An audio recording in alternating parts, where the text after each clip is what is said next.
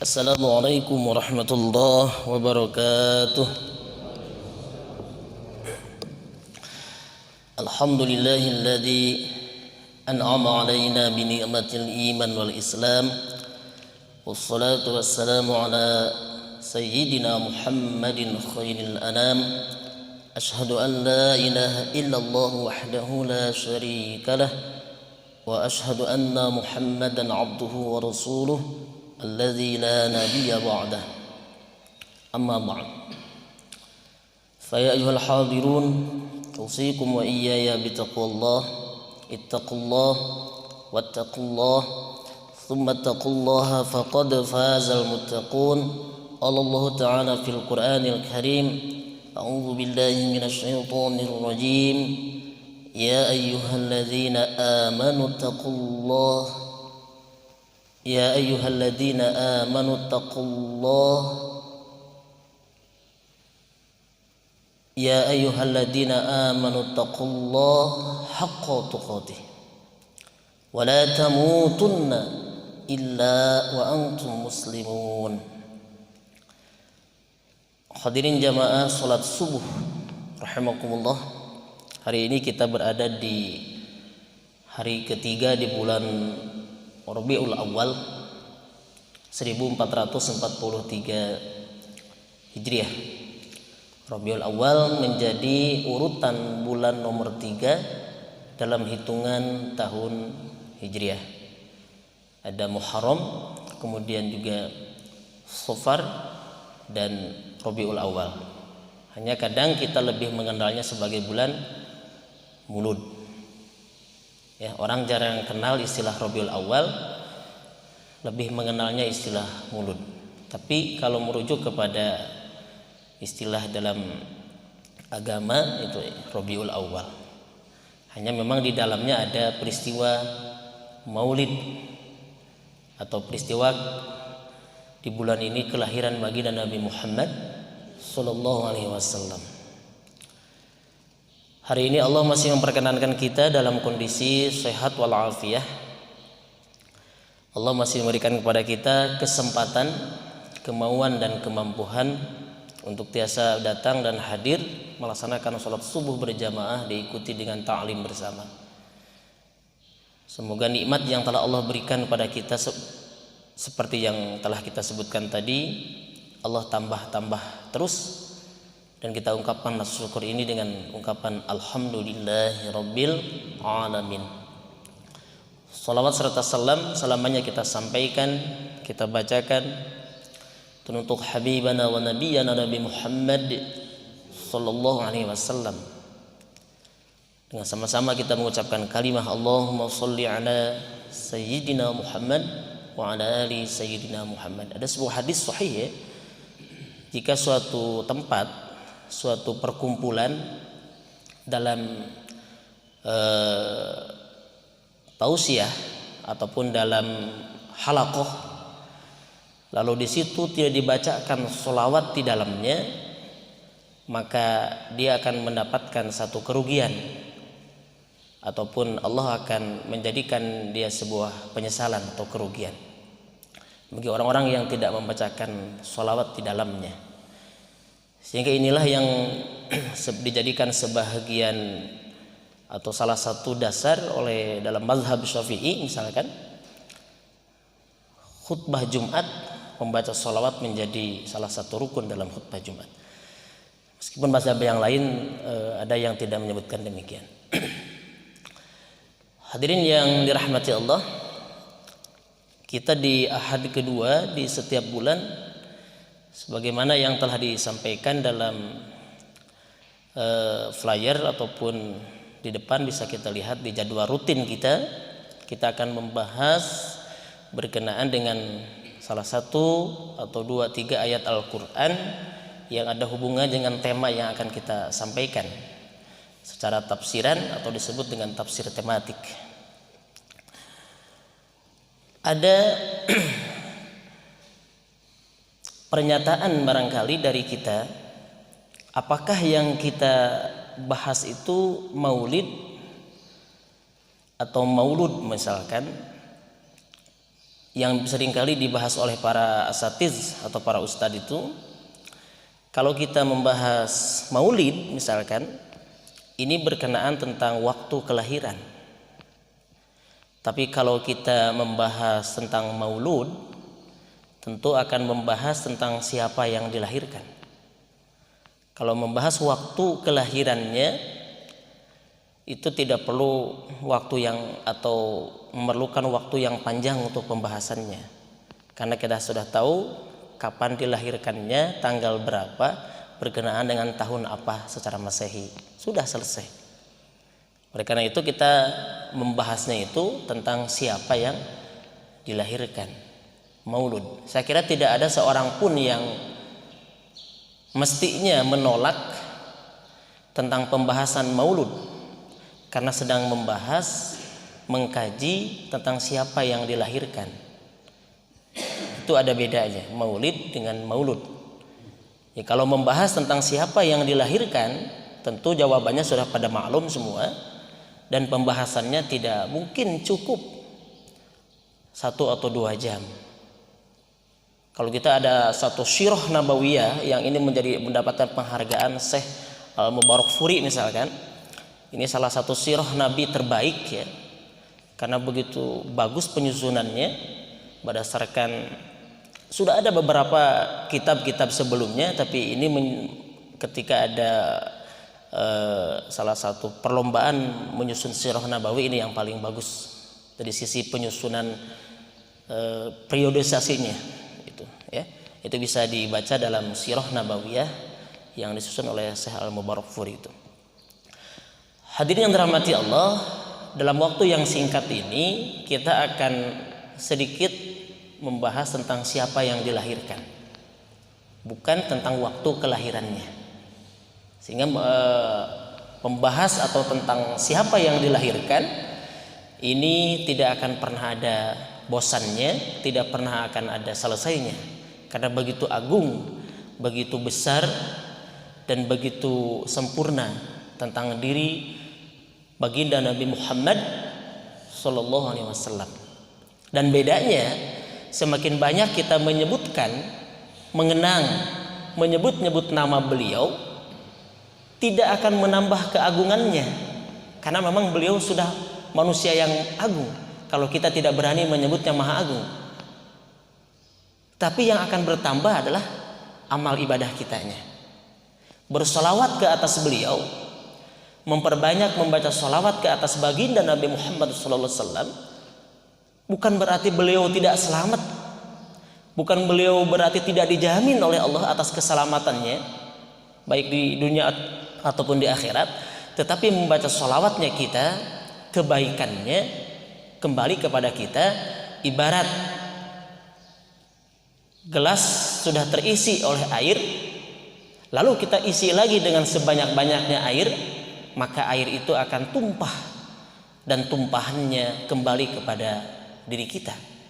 Itulah bedanya menyebut-nyebut, memperbanyak ucapan tentang keagungan Nabi Muhammad Sallallahu Alaihi Wasallam, berbeda dengan kita menyebutkan, mengagungkan seseorang selain baginda Nabi Muhammad, seseorang yang kita kenal manusia biasa misalkan, itu berbeda.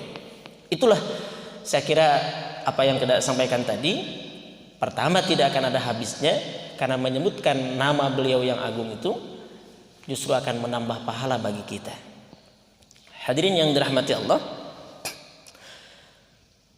baginda Nabi Muhammad SAW, beliau memiliki sosok perawakan. Kalau kita baca dalam kitab misalkan susunan hadis, atau ada satu kitab yang oleh Imam At-Tirmidzi misalkan, ada susunan kitab namanya As-Samail ya, kesempurnaan fisik Rasulullah SAW. Beliau memiliki perawakan yang tidak tinggi kurus dan tidak pendek gemuk, artinya sedang-sedang saja ya. Kepalanya bulat, indah, mukanya bersih, bukan putih bule apa bukan, tapi putih bersih. Matanya yang hitamnya sangat hitam, kemudian yang putihnya sangat putih bersih. Alisnya atau bulu matanya sangat hitam dan tebal, sehingga nampak beliau menggunakan celak. Ya, itu dari sisi tubuh atau fisik. Beliau memiliki bahu yang lebar, dada yang bidang, badan tangan yang kekar. Sampai sahabat suatu malam ketika di malam bulan purnama memandang wajah Rasulullah SAW secara bergantian lalu memandang bulan purnama, beliau bersaksi wajah baginda Nabi Muhammad SAW lebih indah dibandingkan bulan purnama. Apalagi pada waktu itu disebutkan dalam sebuah riwayat beliau menggunakan baju yang berwarna merah, sungguh indah. Dan tangannya lembut, bak sutra, bagaikan sutra, lembut. Jalannya, langkahnya cepat. Namun ketika dipanggil oleh seseorang, beliau berhenti dan memalingkan seluruh badannya. Itulah baginda Rasulullah SAW. Tidak berhenti hanya melirik atau memalingkan mukanya saja. Beliau menghargai siapa orang yang memanggilnya, lalu beliau menghadapkan seluruh tubuhnya, seluruh badannya, dan tidak berhenti dalam pembicaraan sebelum orang yang mengajak bicaranya menyelesaikan urusannya. Itulah baginda Rasulullah. Beliau bila menunjuk tidak menunjuk dengan satu jarinya, tapi beliau menunjuk dengan seluruh jarinya. Hadirin yang dirahmati Allah, itulah baginda Rasulullah SAW. Memiliki rambut yang indah, agak panjang terhurai sampai bahunya tapi tidak ikal berlebihan, ikal tapi tidak ikal berlebihan, tidak juga jocong lurus, tapi indah. Bahkan beliau selalu menjaganya dan menyisirnya. Disebutkan dalam sebuah riwayat, beliau menyebutkan rambut adalah kehormatan atau mahkota. Barang siapa yang tidak menjaganya, berarti dia tidak menjaga mahkotanya. Itulah baginda Rasulullah SAW. Hadirin rahmati Allah, dengan informasi-informasi yang disampaikan oleh para ulama dari hadis-hadis tadi, atau dari hadis dari sunnah-sunnah yang telah dikumpulkan oleh Imam At-Tirmidzi dalam kitab As-Sama'il Rasulullah SAW, saya kira kalau seandainya boleh digambarkan, mampu orang akan menggambarkannya. Bukankah ada banyak orang yang mampu menggambar atau melukis, maksud saya, melukis wajah seseorang berdasarkan hanya informasi. Misalkan di kepolisian, ya, ada orang yang ahli, ya, di bidang kriminal misalkan, dia untuk menggambarkan informasi yang dia terima tentang wajah siapa penjahat itu. Dari informasi hidungnya demikian, padahal tidak ada CCTV zaman dulu misalkan, tidak ada kamera, tidak ada video. Banyak orang yang memiliki imajinasi yang demikian, begitu hebatnya. Dan seandainya diperbolehkan menggambar baginda Nabi Muhammad SAW, saya kira orang mampu menggambarnya berdasarkan informasi tadi. Tapi demi kehormatan dan kemuliaannya, tidak boleh menggambarkannya. Setiap orang yang bertemu dengan baginda Rasulullah SAW pada waktu itu, dia akan mengatakan, saya baru pertama kali melihat penampilan seperti ini. Dengan penampilan yang demikian menarik pun, ya, dengan penampilan yang sangat menarik pun, tentu tidak semua orang beriman pada waktu itu. Apatah lagi kalau seandainya penampilannya tidak menarik. Dengan menarik saja Pak pada waktu itu penampilannya, kata-katanya begitu indah, tapi tidak semua orang mengimaninya. Namun bagaimanapun baginda Rasulullah SAW indah penampilannya, tutur katanya dan perawakannya. Berkali-kali beliau senantiasa menyampaikan kepada sahabat, innama ana basyarum mithlukum yuha ilayya. Ustaznya saya dalam akhir surah Kahfi, ya, beliau selalu membacanya di beberapa kali sholat. Innama ana basyarum mithlukum, sesungguhnya aku, kata Rasul, hanyalah manusia sama seperti kalian. Hanya apa yang membedakan kita dengan baginda Rasulullah SAW? Yuha ilayya, hanya saja aku diberikan wahyu oleh Allah Subhanahu wa taala. Itu yang membedakan kita dengan baginda Rasulullah SAW. Secara fisik, beliau memiliki fisik yang sama dengan kita, memiliki tangan yang sama, memiliki mata yang sama, kepala yang sama, tapi perawakannya begitu indah. Itu yang membedakan kita dengan baginda Rasulullah SAW. Hadirin yang dirahmati Allah, merujuk kepada Al-Quran, misalkan dalam surah Al-Anbiya ya, sebelum kita membahas pada surah Al-Ahzab 21, lalu yang membedakan mengapa beliau diangkat menjadi nabi oleh Allah, tentu tidak berarti ujug-ujug karena beliau memiliki perawakan yang indah yang tadi dikatakan, tetapi yang terpenting adalah innaka la'ala khuluqin azim. Sesungguhnya pada dirimu wahai Muhammad sungguh terdapat budi pekerti yang agung. Innaka la'ala khuluqin azim. Bapak yang dirahmati Allah, kalau kita membahas kelebihan seseorang manusia biasa seperti yang kita sedang bahas sekarang, itu tidak akan menimbulkan kebaikan atau tidak akan memberikan pahala bagi kita. Tapi kalau membahas keagungan, kepribadian baginda Rasulullah SAW, itu memberikan kebaikan dan berpahala bagi kita. Karena itu bagian daripada mencintai baginda Nabi Muhammad SAW. Sehingga berulang-ulang oleh para penceramah dibahas kembali, minimal paling tidak setiap tahun sekali di momentum bulan Rabiul Awal, di bulan Mulud. Sememangnya tidak ada rasa bosan bagi diri kita. Seharusnya kita tidak perlu mengatakan, oh emang sering diulang. Tidak, karena itu bagian daripada ibadah. Karena itu akan berpahala di hadapan Allah Subhanahu wa taala. Dengan dasar atas kecintaan kita kepada baginda Nabi Muhammad sallallahu alaihi wasallam. Jadi yang membedakan kedua dengan kita yang paling menonjol adalah innaka la'ala khuluqin azim. Sungguhnya pada dirimu wahai Muhammad sungguh terdapat budi pekerti yang agung.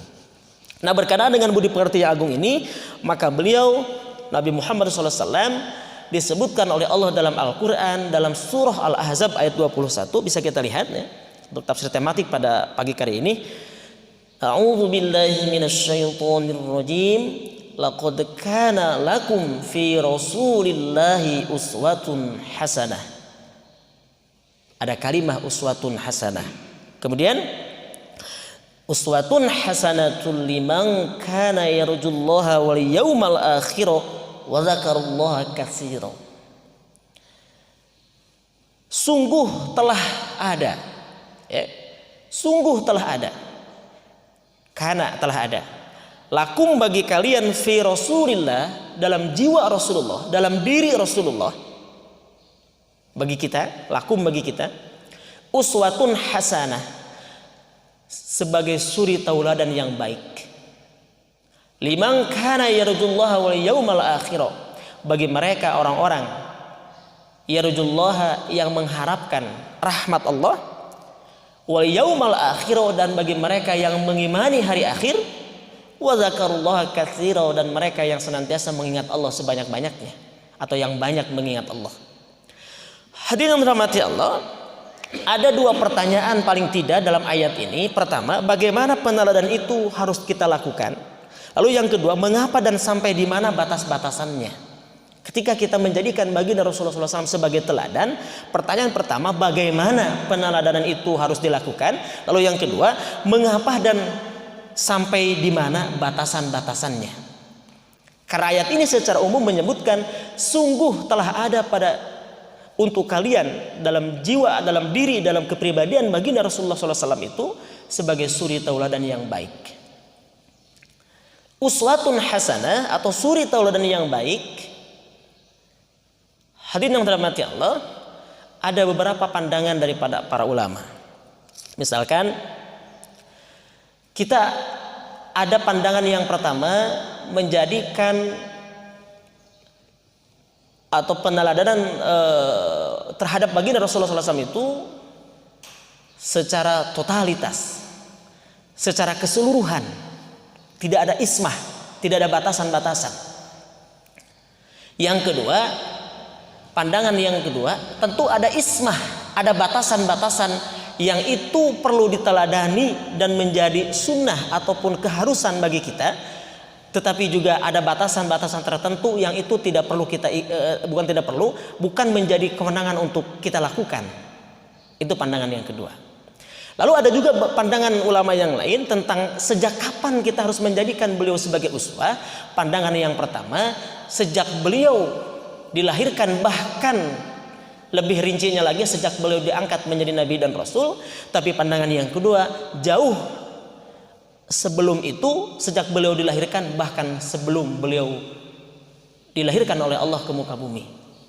Ini perlu pembahasan yang lebih rinci. Nah, mengapa demikian? Hadirin yang dirahmati Allah, kalau kita berbicara misalkan Rasulullah SAW diangkat menjadi Nabi dan Rasul di usia 40 tahun, lalu kita menjadikan beliau sebagai uswah, sebagai suri tauladan pada waktu itu, lalu bagaimana dengan sebelumnya? Apakah beliau seperti ada penceramah yang menerjemahkan satu ayat Al-Quran, lalu dia mengatakan bahwa Muhammad pernah sesat katanya pada waktu kecil, hanya baca terjemahan, bukan penafsiran yang benar? Tidak demikian. Karena baginda Nabi Muhammad SAW sebelum diangkat menjadi Nabi dan Rasul pun beliau sudah diberikan gelar oleh para masyarakat kaum Quraisy pada waktu itu sebagai gelar yang luar biasa, yaitu Al-Amin. Siapa dia? Apa itu? Apa artinya? Orang yang dapat dipercaya. Kira-kira gelar demikian itu mudah atau biasa saja? Atau gelar yang didapatkan dari formal perguruan tinggi, asal lulus lalu mendapatkan gelar? Tidak. Tentu gelar Al-Amin ini diberikan tidak cuma-cuma, bukan tanpa alasan, karena tentu gelar Al-Amin ini diberikan oleh masyarakat pada waktu itu berkenaan dengan kejujuran dan kepribadian akhlak yang luhur yang diperlihatkan oleh Muhammad remaja, oleh Muhammad dewasa yang sebelum menjadi diangkat Nabi dan Rasul oleh Allah Subhanahu wa taala. Sehingga hadirin yang dirahmati Allah, kata para ahli pendidikan, paling tidak kita bisa melihat dari situ bagaimana Allah menjaganya beliau. Lalu pendapat yang kedua ini kebanyakan dipegang oleh jumhur ulama. Kita bisa menjadikan uswah, bisa menjadikan suri tauladan sejak beliau dilahirkan, bahkan jauh sebelum beliau dilahirkan beliau sudah direncanakan oleh Allah. Dalam kitab misalkan Imam As-Subki misalkan, ya, dalam sebuah kitab Minhah, ya, Minhatut Ta'zim misalkan, beliau mengutip sebuah hadis yang diriwayatkan oleh Imam At-Tirmidzi. Rasulullah SAW pernah menyebutkan, memang hadis ini di kalangan para ulama tidak sepakat tentang kesohihannya, tetapi juga hadis ini bisa dijadikan sebuah panduan. Beliau pernah menyampaikan, baginda Rasulullah SAW pernah menyampaikan, kuntu nabiyan wa Adam baina ruh wal jasad. Aku sudah menjadi nabi sedangkan Adam masih berada di antara ruh dan jasad. Secara metafisik memang sulit untuk memahami hadis ini. Bagaimana mungkin beliau sudah menjadi nabi sedangkan Adam belum diciptakan? Siapa yang mampu memaknai secara metafisika? Agak sulit. Beliau mengatakan kuntu nabiyan wa Adam baina ruh wal jasad, sedangkan Adam masih antara ruh dan jasad. Artinya Allah belum menciptakan Adam, ruh Muhammad itu sudah ada. Tetapi hadis ini juga tidak bertentangan dengan ayat Al-Quran. Misalkan dalam ayat yang lain, ya, kita bisa melihat dalam Al-Quran, kalau tidak salah dalam surah An-Nahl misalkan, Allah Subhanahu wa taala berfirman, "Wa ma khalaqnas samaa'a wal arda wa ma bainahuma la'ibin." Tidaklah kami ciptakan langit dan bumi, ya, wa ma bainahuma, dan apapun yang ada di dalamnya, la'ibin, dengan main-main. Tentu dengan perencanaan dan perancangan Allah yang begitu indah. Termasuk juga Allah hendak menciptakan Nabi Muhammad sallallahu alaihi wasallam. Nah, hadirin yang dirahmati Allah, oleh karena itu jika kita mengambil pandangan bahwa dijadikan uswah jauh sebelum beliau dilahirkan atau sejak beliau dilahirkan, berarti beliau sangat terjaga akhlaknya, bukan hanya ketika beliau diangkat menjadi nabi, tapi jauh sebelum itu, bahkan sejak beliau dilahirkan. Kenapa demikian? Mengutip salah satu pandangan para ahli pendidikan misalkan, paling tidak ada 3 faktor, ya, yang mempengaruhi kepribadian seseorang. Ada 3 faktor yang mempengaruhi kepribadian seseorang. Pertama, kata ahli pendidikan, faktor ibu di antara yang paling dominan, karena ibu lebih banyak mengasuh dan mendidik anak-anaknya. Lalu yang kedua, ada faktor ayah, karena ayah menjadi teladan dalam karakter dan kepribadian. Lalu yang ketiga, ada faktor pendidikan dan lingkungannya. Mari kita lihat, baginda Nabi Muhammad SAW, beliau dalam kandungan 7 bulan, dalam kandungan ibunya usia 7 bulan, beliau telah ditinggalkan wafat oleh ayahnya. Artinya ketika beliau dilahirkan, ayahnya sudah wafat. Jadi terbantahkan beliau dipengaruhi oleh faktor ayah. 1. Tidak mungkin beliau diajari atau dipengaruhi oleh faktor ayahnya Abdullah, karena beliau sudah ditinggalkan wafat oleh ayahnya dalam usia kandungan 7 bulan. Artinya terlahir beliau, ayahnya sudah wafat. Lalu yang kedua, bahkan beliau jauh dikirim oleh ibunya ke pedesaan untuk disusukan oleh di antara ibu susuan pada waktu itu, jauh dari keramaian, dan beliau dikembalikan dalam usia 5 tahun kepada ibunya. Tidak lama setelah itu ibunya mengajak beliau ziarah ke makam ayahnya, dan di perjalanan di Al-Abwa, ya, ibunya Aminah wafat dalam usia 5 tahun, kurang lebih 5 tahun 3 bulan. Artinya dipengaruhi atau dididik oleh ibunya pun terbantahkan, karena beliau tidak dididik oleh ibunya. Beliau baginda Nabi Muhammad SAW itu tidak dipengaruhi oleh faktor ayah, tidak seperti manusia pada umumnya seperti kita, tidak dipengaruhi oleh faktor ibu, karena beliau sebelum menginjak remaja, masih kanak-kanak, masih balita bahkan, ibunya sudah wafat. Dan beliau tidak dipengaruhi oleh lingkungan dan pendidikannya, karena beliau terkenal sebagai Nabiyil Ummiyi, nabi yang tidak bisa membaca dan menulis. Mengapa Allah begitu jelas menyeting ya, dalam pribadi baginda Rasulullah SAW itu tidak dipengaruhi, terkontaminasilah dalam bahasa kerennya itu oleh lingkungan yang pada waktu itu, padahal lingkungan yang bejat pada waktu itu, ya, akhlaknya, jahiliyahnya, bagaimana mereka mengubur anak perempuan, bagaimana mereka bisa menikahi ibu tirinya, anaknya, bagaimana mereka ada perbudakan pada waktu itu. Tapi beliau tidak terpengaruhi oleh lingkungannya, dan beliau tidak dipengaruhi oleh faktor ayah, tidak dipengaruhi oleh faktor pendidikan ibunya. Jadi siapa yang mempengaruhi beliau? Berkali-kali beliau menyampaikan, meyakinkan kepada para sahabat, "Adabani Rabbi," telah mendidik aku siapa? Rabbi, Tuhanku, fa ahsana ta'dibi, dan itu adalah sebaik-baiknya didikan. Berarti siapa yang mendidik, yang mengaping, yang mengasuh baginda Nabi Muhammad SAW? Tentunya malaikat Jibril atau Allah melalui perantara malaikat Jibril. Siapa yang bisa menolak ini? Kalaulah kita tidak percaya misalkan tentang kerasulan Nabi Muhammad, misalkan ada orang tidak percaya kepada Nabi terakhir Nabi Muhammad, tidak mengimani Nabi Muhammad, ini terbantahkan dengan teori-teori pendidikan hari ini.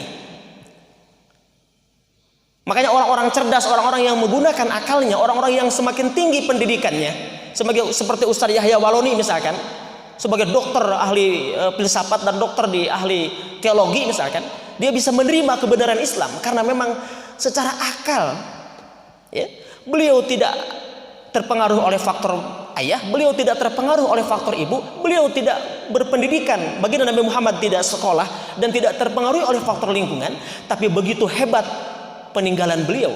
Ini tidak terbantahkan dalam sejarah apapun. Tidak ada yang bisa membantah. Bahkan salah seorang penulis yang beragama selain muslim, 100 orang berpengaruh di dunia, beliau berani menempatkan baginda Nabi Muhammad SAW sebagai orang nomor 1. Ini bukan muslim yang menempatkannya. Mereka jujur dengan ilmu pengetahuannya, mereka jujur dengan penemuannya, karena tidak bisa dibantahkan. Lalu siapa yang mendidik, yang mengutus? Tentu jawabannya Sang Maha Segalanya. Siapa dia? Allah Subhanahu wa ta'ala. Adabani Rabbi, kata Rasul, Tuhanku telah mendidikku, fa ahsana ta'dibi, dan itu adalah sebaik-baik didikan. Yang mendidik akhlak Rasulullah, yang mendidik kepribadian Rasulullah, yang menyampaikan wahyu, wa ma yantiqu anil hawa in huwa illa wahyu yuha. Tidaklah aku sampaikan dari hawa nafsuku, dari kemauanku, melainkan wahyu yang kusampaikan. Ini itu yang membedakan. Meskipun beliau manusia biasa, beliau bukan Tuhan. Nabi Muhammad bukan Tuhan. Innama ana basyarum mislukum, sesungguhnya hanyalah aku manusia biasa. Yuha ilai, hanya saja aku diberikan wahyu oleh Allah. Itulah bedanya kita. Itulah hebatnya muslim. Muslim mengimani nabi-nabi sebelumnya semua sebagai nabi dan rasul, dan sama memiliki agama yang sama, itu agama Islam. Tidak ada perbedaan. Nabi Muhammad menyempurnakan agama nabi sebelumnya, Nabi Isa. Nabi Isa menyempurnakan agama sebelumnya, Nabi Musa. Terus nabi sebelumnya, Nabi Ishak, Nabi Ismail, Nabi Ibrahim, Nabi Yakub, Nabi Su'aib, Nabi Nuh, Nabi Adam. Mereka sama adalah beragama Islam. Tidak ada agama yang lain. Mereka sama muslim. Apa muslim? tunduk dan patuh terhadap ketetapan Allah. Itulah Muslim, itulah Islam. Memiliki agama yang sama. Jadi Nabi yang terakhir yang diutus oleh Allah, Nabi Muhammad SAW, dengan kepribadian perawakan yang sempurna, dan beliau tidak bisa terbantahkan oleh teori apapun. Seharusnya semakin cerdas seseorang, semakin tinggi pendidikan seseorang, dia akan semakin menerima dan mengimani tentang kepribadian Nabi Muhammad SAW. Bagaimana mungkin pada waktu itu, di zaman pada waktu itu, beliau bisa menyampaikan kalimah-kalimah yang terbukti pada hari ini secara ilmu pengetahuan. Tentu yang saya maksud adalah Al-Quran yang beliau sampaikan, wahyu yang beliau sampaikan. Kebenarannya tidak terbantahkan sampai hari ini, kebenaran Al-Quran, bahkan seiring dengan sejalan dengan ilmu pengetahuan. Kalau bukan beliau utusan Allah, tidak mungkin sampai hari ini Al-Quran menjadi salah satu bacaan yang paling banyak dibaca oleh manusia di atas muka bumi. Dan nama beliau atau Muhammad adalah nama yang paling banyak disebut-sebut setiap hari oleh kebanyakan orang di atas muka bumi ini. Paling tidak umat Islam menyebutnya tiap sholat 2 kali. Tahiyat awal dan tahiyat akhir. Belum lagi memperbanyak sholawat. Tidak ada yang bisa membatalkan dalam hal ini teori apapun. Nah, hadirin yang dirahmati Allah, dengan demikian keimanan kita akan semakin meningkat, kecintaan kita semakin meningkat, dan itulah ibadah. Mengenang, menyebut-nyebut, mengagungkan nama beliau berbeda dengan mengenang dan menyebut-nyebutkan seseorang atau orang selain baginda Nabi Muhammad sallallahu alaihi wasallam. Oleh karena itu, kita lebih setuju beliau dijadikan uswah bukan hanya sejak beliau diangkat menjadi nabi dan rasul, bahkan sejak dilahirkan, karena jauh sebelum dilahirkan Allah sudah merencanakan itu berdasarkan Al-Qur'an.